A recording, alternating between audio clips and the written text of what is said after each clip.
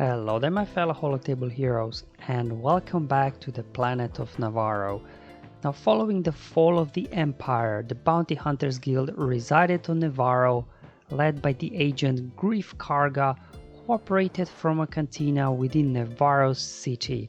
Also, at some point by the time of the New Republic, a tribe of Mandalorians came to reside in a covert in the sewers of the city. Now, for today's challenge on Nevarro, we're going up against a squad of Imperial troopers, and to get that max rewards, we do have to use a full squad of Scoundrels. As always, I'll first cover the modifiers, the feats, show you the themes and the mods I use to complete all the feats. So if you're not interested in all of the details, you can just skip straight through the battles using YouTube chapters below. As always, I have two battles for you today. So first one will be a full Scoundrel team, and then the second one will be an Undersize team, as well getting the offense up feat done. But now let's just get into it. So first, the global modifier, Remnant of Power. So that's the modifier for Nevarro. Essentially, everybody will be getting a stack of Imperial rule, which will give them a little bit of extra offense and a little bit of extra potency. I guess it's nice, but it's not like, game changing really. And I am happy to say that finally we got a decent Scoundrel modifier. The previous Scoundrel modifier was very weak. What it was like, I think you dispelled buffs on them and copied, so it wasn't very useful. So I'm happy to see that they actually changed it to one step ahead, and this one Scoundrel allies will gain plus 30% max health, plus 20 speed, and some other bonuses, which is always nice, but it's really that plus 20 speed here that will help us to get a jump start on the Imperial troopers that are very fast themselves as well. Outside endless ranks, it's a pretty common now modifier ready for Imperial troopers. They essentially get 3 revives shared across the whole of the team, so we'll have to take these guys out a couple of times before we can start taking them out for good. And it seems like these revives cannot be stopped, so even if you do have Zeta on Django and you take somebody out, you're supposed to prevent revives, but this modifier will still bring them back. So just something I thought would be worth mentioning here. And as you see, we're just going against kind of Veer's lead there with Gideon. Luckily no Piet. We do have their Dark Trooper though, so you have to be careful. In terms of the feats themselves, obviously it's a Scoundrel challenge, so we have to win with a full team of Scoundrels. Then we have to also gain offense up at least 20 times and do the Undersize squad. And you know what it means, whenever we do have an Undersize squad feat, it's not possible to do it in a single battle. So in this one, you'll have to do at least 2 battles to get the max rewards. Speaking of battles, let me first show you now the team that I'll be using for the Scoundrel feat here. So I'm going with Django Lead. Now Django Lead does many things for bounty hunters, some as well for Scoundrels. The main thing really for today's challenge is that plus 30 speed we do get from Django's Lead for all the Scoundrels, whether they're bounty hunters or not. This in combination with the Scoundrel modifier will give you plus 50 speed, which should be more than enough that you can outrun even the fastest Imperial troopers on the enemy side. I did, however, load my Django. He's gear 12, so I was able to get 6 dot mods on him. So I loaded him with speed, so he's here now at 315. So hopefully, this will be enough that we get a jump start on these guys. And then up next, I'm bringing in Chewbacca. He's a Scoundrel as well, yes. And as you know, he's got this loyal friend unique where he will put guard on Han and your another weakest ally, which will a little bit help.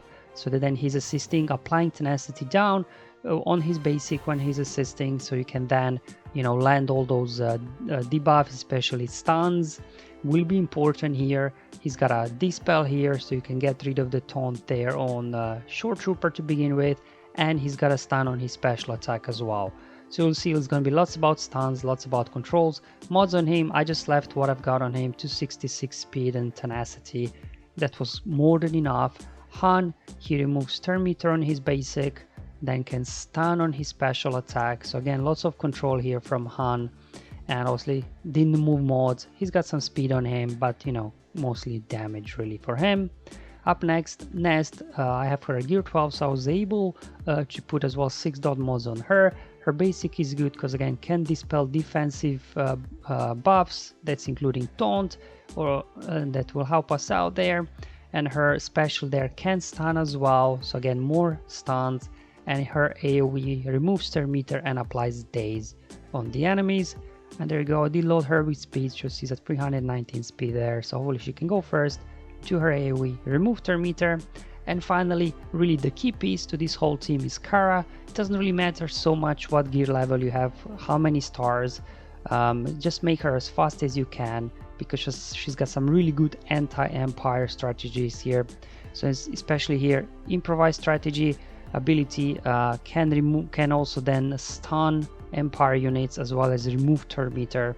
So you've got kind of, you know, 2 turn meter removals there. First from Nest, that's why Nest to be very fast. If you do not have gear 12 Kara, you won't be able to make her fast enough to go before the troopers, so that Nest removes turn meter, which allows then your Kara to get a turn, so she can get out more turn meter removal and the mass stun on all the Empire. So it's a very good ability here. Mine's at 7-star gear 8, but she worked really well. And also her unique is a very good one, because whenever an Empire enemy is defeated, she'll be getting 100% turn meter. So she'll be getting lots of turns, and her AoE's got only cooldown of 2, so she'll be able to very quickly go and reapply the mass stun and turn meter removal on the enemies. So obviously, not being gear 12, I wasn't able to make her super fast, so just put the best 5-dot mods I have in my inventory. So she's a 263, and that was actually enough that I was able to keep these guys under control, all thanks to Nest doing the first turn meter removal on the opening move. Alright, here we go. So Han shoots first, so you will want to stun Gideon. There we go. Here comes Nest with a turn meter removal and Daze. Django, you know, you can just do here AoE, start working towards his contract, but you know, with Django being only bounty hunter, contract won't really play part. Then Chewbacca goes dispel the taunt on Short Trooper. Here comes Kara with the mass stun, and remember now we have to burn through 3 first troopers before we can actually start taking them out. So I'm just going after Range Trooper. I think he's the squishiest. Try to take him out 3 times. And in between, there you go, when Veers and Grief came out of stun, I used Chewbacca and Han to reapply stun on them. Here I'm going to save mass stun with Kara, because everybody's stunned instead of range, just a range trooper not. There we go, get him out one more time, and we will exhaust the endless ranks. There he goes. Alright, time to do another mass stun here. And let's throw down on here tenacity down on Veers, so then Han can stun him again. So as you can see, between Kara's mass stuns and stuns from Chewbacca, Han and Nest, you can really keep these guys under control, so they never really get a chance to attack. Endless ranks exhausted, so now we can start taking these guys out. So let's get another stun here on Gideon, so he doesn't control the situation on us. There we go. Obviously, once you're just down there to Dark Trooper, you have to be a little bit careful, because whenever he loses stack, then he will dispel all debuffs on himself, similar like B1 does. So you just kind of want to let him be until he takes a turn and then go all out on him. There we go, we got a stun. Keep pushing, he's got low turn meter now, so we can just keep going after him. He will not get a turn, perfect. Another stun with Nez there. And here we go, another stun now with Kara. And there we go, it's pretty much in the bag now. Just trying to get this last stack of Dark Trooper down. And there goes the Short Trooper. So there you go, pretty straightforward match here, as long as you know you can make Nest fast enough that she does the turn meter removal on everybody. Then your Kara can go if you can't make her fast enough. And then removes more turn meter, get a mass stun going, and then just a case of taking Range Trooper out 4 times in the end, and then in between just use the special abilities from Han, Nest and Chewbacca, as well as reapplying stunders with Kara, just to keep these guys under control so they can't put any hits on you, because remember, my Kara only gear 8, very squishy. Alright, so with the Scoundrel fleet out of the way, we do have now the next feat where we have to go in Undersize and gain offense up 20 times. So why don't we do some good old-fashioned mirror match here, my troopers versus yours, and let's see who comes out on top. Remember, it's Undersize here, so I'm just going here with the 4 troopers. I'll be obviously doing Veers lead here, because also then in combination with his unique we'll be gaining there lots of bonus turn meter. Now I do have him modded for offense, because you know we do need somebody that can actually deal some damage here. So there you go, that's his stats.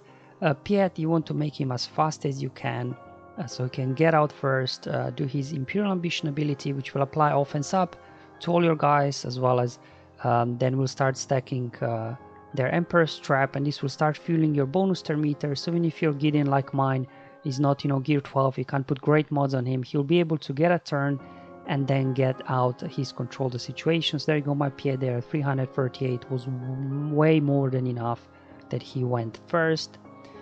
Then Stark here again, modded for speed, so he can keep as well that turn meter train going. And now in terms of offense up, there are really two sources here. So one is the special ability from Piet, and another one is whenever you defeat anyone, you'll be getting offense up on all your guys thanks to their unique from Veers. Okay, here we go. So as you will see, we'll get this turn meter train rolling. Let's get first mark and offense up on everybody. Perfect. Then here, what you will want to do is dispel over there the taunt on short trooper. So now you can go after the weakest trooper there, which again is range trooper. Control the situation. Again, you'll have to take him out 4 times so that he stays down for good. Basic there is enough. So as you can see, every time we take him out, we gain offense up.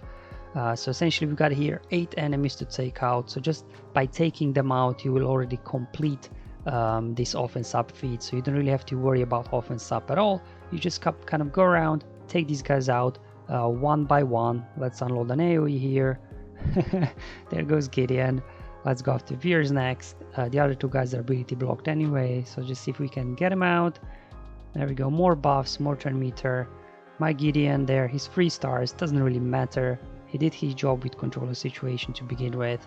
That he pushed back turn meter, so we were able to get our own turn meter train going. And once these guys get rolling, there's no stopping them really. So just going after short trooper now. There we go, more turn meter, more buffs. Alright, just one more shot there. Short trooper's down, and I would just have to burn through dark trooper again, his stacks. You can apply stagger as well there with Stark.